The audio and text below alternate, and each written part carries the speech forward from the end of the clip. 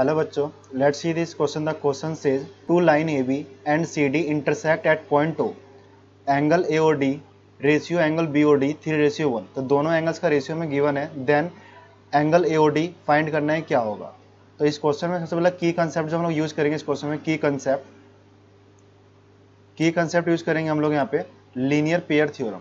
Linear pair theorem, तो इसके according इसको सॉल्व करेंगे हम लोग यहाँ पे। तो सबसे पहले इसमें ये कहा गया कोई दो लाइन है, जैसे मान लो हमारे पास ये एक लाइन ये है एंड सेकंड लाइन ये है, दोनों लाइन आपस में क्या हो रही है, इंटरसेक्ट हो रही है।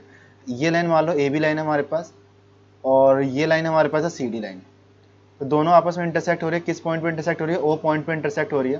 क्वेश्चन में जो एंगल ए ओ डी का जो है एंगल और एंगल बी ओ डी, इन दोनों का रेशियो आपको गिवन है 3:1। क्लियर यहाँ तक, 3x, और यहाँ पे आप कह सकते हो ओनली x।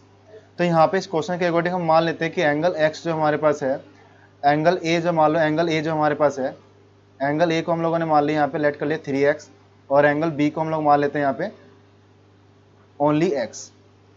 तो यहाँ पे अगर हम लीनियर पेयर अगर लगाते हैं कि क्योंकि ए बी क्या है कि ए बी स्ट्रेट लाइन है, तो इसके अकॉर्डिंग क्या होगा, एंगल ए ओ बी जो हमारे पास है, एंगल ए ओ डी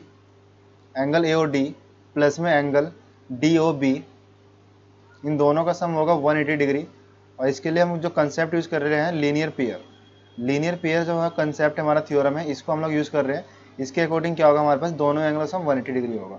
तो एंगल ए ओ डी को जो हम लोगों ने माना था, एंगल ए ओ डी को हम लोगों ने एंगल ए माना है, तो इसको मैं एंगल ए लिख देता हूँ यहाँ पे। और एंगल बी ओ डी को हम लोगों ने एंगल बी माना है, तो एंगल ए प्लस में एंगल बी, इन दोनों का सम कितना होगा, 180 डिग्री के बराबर होगा। एंगल ए की वैल्यू कितनी हमारे पास 3x है, और एंगल बी की वैल्यू हमारे पास x है, इक्वल टू 180 डिग्री। तो यहाँ से क्या होगा, 4x equal to 180।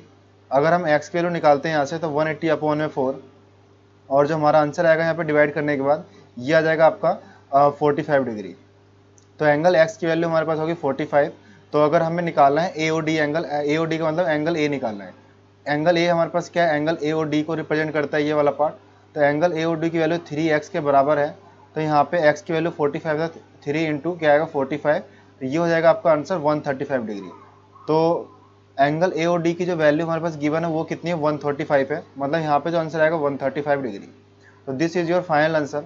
Hope you understand it well. Thank you and have a nice day.